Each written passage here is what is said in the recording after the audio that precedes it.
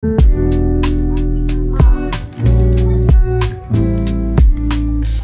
guys, this is DJ and this is another video for DJ's Video Diary.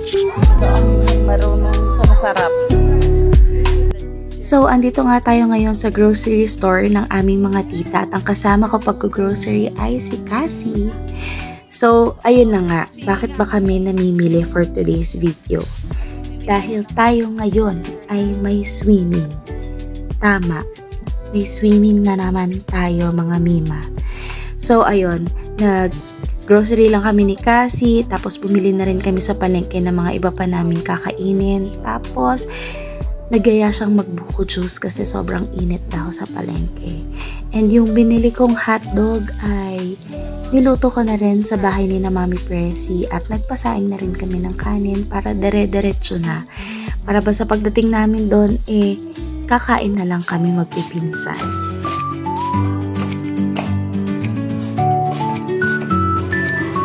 Let's go mga tsaka!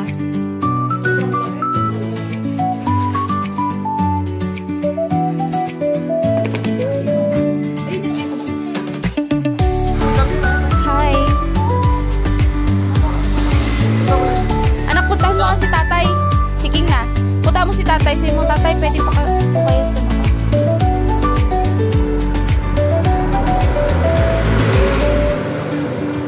Hindi na, madumi na. Kulit eh. Alin?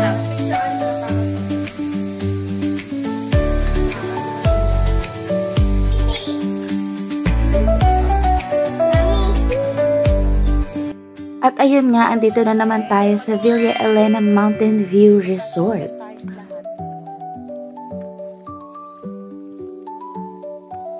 So, nagkaayaan lang talaga kami magpipinsan. Actually, matagal na tong nagiging inside joke namin tuwing umuwi yung isa kong pinsan na si Joshua pag galing sa Manila.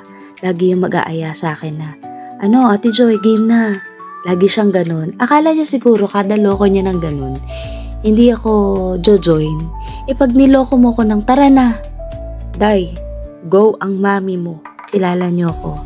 Tara, let's go talaga.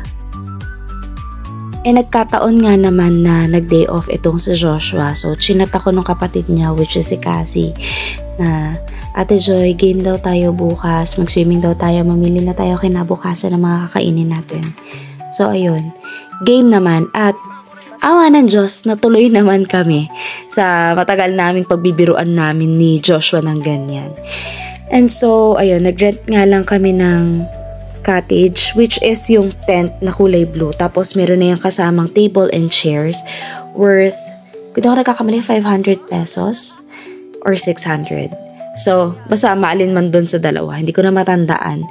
Pero, ang kasama natin ngayong swimming ay, syempre si Joshua, ang kanyang girlfriend si Janelle, si Cassie, si Kieran, si Isaac, ako at saka si King. At syempre meron kaming panauhing pangdangal, si Aldous, ang best friend. Isa sa mga kaibigan ni Joshua at ninang ni King. Ayan. Nag-outfit lang pero ano, mabad lang ang paan. Hindi, nadulas. Ayun o, type na at ready na. Tay, let's go!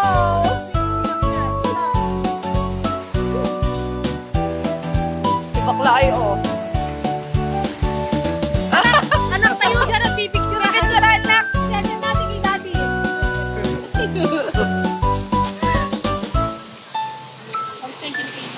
At ayun na nga Mima, sobrang lamig talaga ng tubig dito sa Nagkerlan, as in.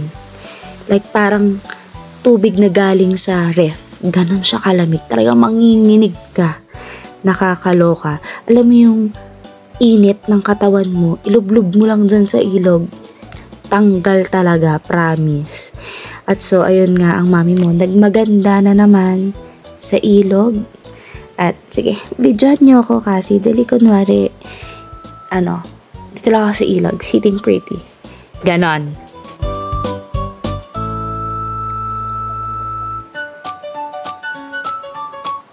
And so, tinry ko nga yung bago kong biling camera. Take note, bagong biling camera na pwedeng underwater at pwedeng pang rides, ganyan. Bago, mami. Bagong bili, pakitandaan.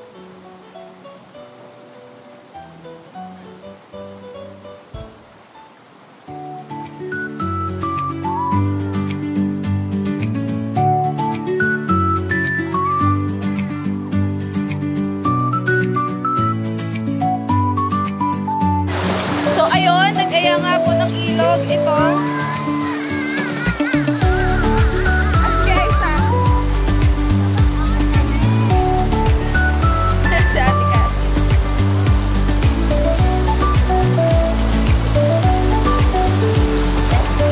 Bye, guys.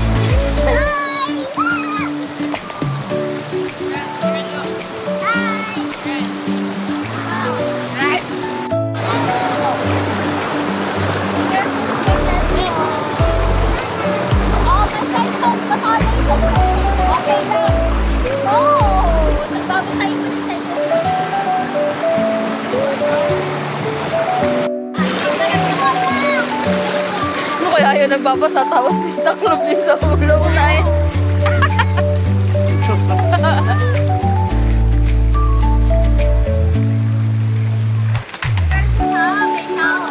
Tama, post pa, isa pa. Oh!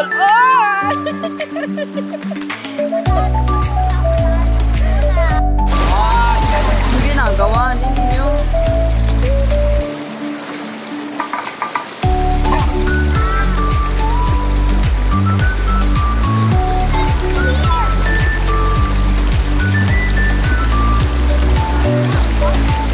So kaya nga kami napapunta dito sa Villa Elena dahil si Kira nang gustong pumunta dito kasi ang pinaka-target niya talaga ay ilog. Gusto niya matry mag-ilog. Ayan. So kami namang matatanda. Ayan, nagkaayaan lang kami na mag-swimming pool naman. Maiba-iba naman kasi dahil sobrang giniginaw na talaga kami dun sa ilog. So itetesting sana namin kung baka hindi ganun kalamig yung tubig, hindi kagaya sa ilog. And ano pa nga ba? Malamig pa rin yung tubig. Wala kaming choice. Ang laki!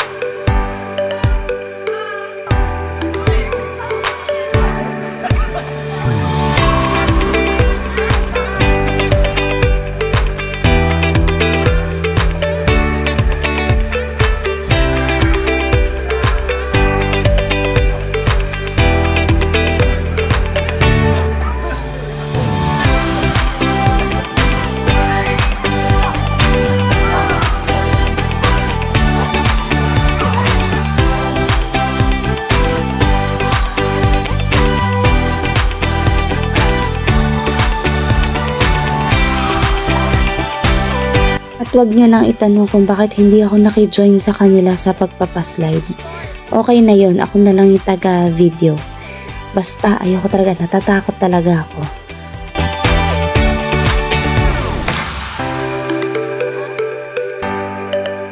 Yun nga, hinanap namin yung dalawa at umiwalay sa amin. Matatanda na sa cottage. Ayun. Enjoy nila. dalawa. Babanding.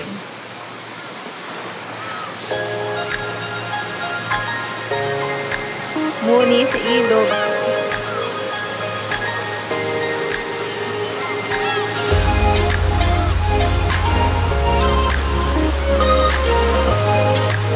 Hindi ko si King, magagalit ka. Okay, kahit pag may balik. Hindi, yun lang kayo magpapaalam pag ano. Pag sa mag-alam. Hindi man yun. Bakit pag yun ang nanain? Gaganon din siya. Parang chicks. Ginagawa kong pala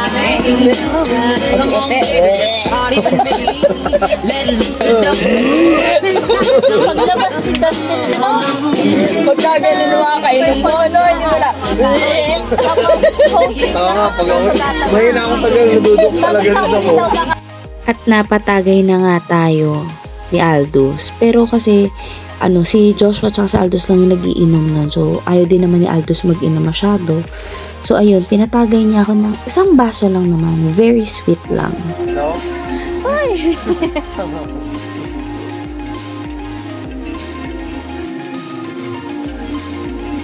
Maganda naman. Isa sa one of the best purchase sa TikTok. Ay, TikTok sa Shopee. This is the way of the waterfall. At ayun nga, nag-aya yung mga bagets na samahan daw namin sila dun sa bandang dulo kasi maganda daw dun. Tsaka maganda daw magpicturan. At tama nga naman sila, maganda dun. Tapos medyo malakas yung agos ng tubig pagdating dito sa bandang dulo. So, ayun, nagpicturan lang kami ng konti, nag-video.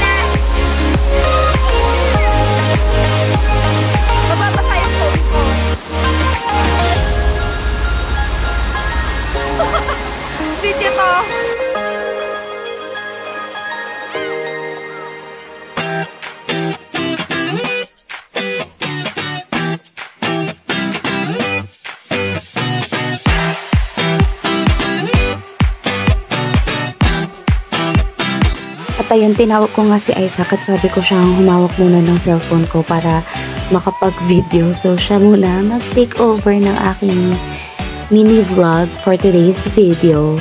Ayun, para naman makuhaan din naman ako.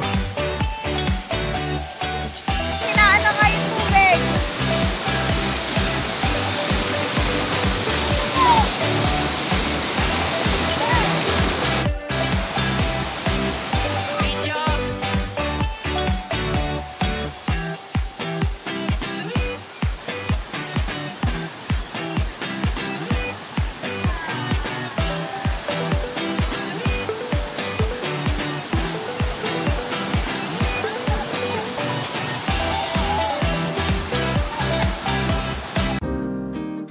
At ito na nga, story time. So that time, naputol na yung pag-video ko kasi nga na-imbier na ako ng very sweet. Tandaan nyo yung camera ko na sabi ko na brand new. Bagong bili, mga mima. Bago.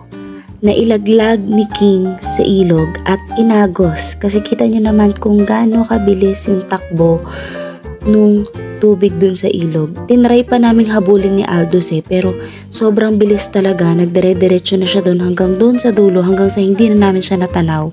Tinry pa rin yun ni Joshua na hanapin dun sa ilog. Kaso wala na talaga, mga mima. Hindi na talaga namin nakita. Pero nag-iwan naman ako ng contact number ko doon sa front desk, and just in case na mapulot ng staff nila or may magsauli, may makakita or sumangat somewhere, pwede nila akong kontakin kung may babalik pa. Kaso hindi na talaga. Mamaya antokin ka na. Ay, si Boris. Nasa reality show tayo. Reality show! Si King. Swear ka. Ilan? Swear. Ibebenta yun sa... Ano? Oo. Ayun nga, dahil wala na tayong magagawa, dahil wala na talaga yung camera, inasar-asar ko na lang din si King para kumalma ako kasi name-beer na talaga ako, Mi. Ang sabi ko na lang, benta na lang natin yung cellphone mo para yung napagbentahan ay ibibili ko ng bago kong camera ulit. Tapos ayun, nag-cry-cry na siya. At pagkatapos ko ang pagtripa ng sarili kong anak, nagstay pa rin naman kami dun sa bahay ni na Joshua kasi nagpa-pizza sina kuya. No! We're gonna wait for, Ate Cassie's and Ate Janelle's Graham, Mango Graham. So, I just like Graham balls.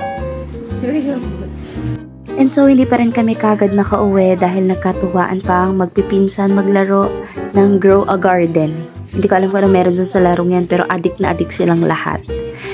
Tapos, ayun nga, nagpa-sponsor sina kuya ng pizza dahil natuwa sila sa aming magpipinsan dahil nagkasama-sama nga naman kami. At nagawa nga si Cassie tsaka si Janelle ng Mango Graham. Tama ba? Mango Graham. talagang putol aap. Putol aap. At nadagdagan na nga kami dito sa bahay ni na Joshua. Dumating na si Boris at saka si Hazel. At naglaro na nga sila ng Grow a Garden. Yung sinasabi namin na putol aap. Pang diabetes kasi ang hihilig namin sa matamis. Kaya sabi na, mapuputol talaga yung paa natin. Kaya putol aap. And so, ito nga lang pala yung mga ilang photos na tinake namin nung nandyan kami sa Villa Elena.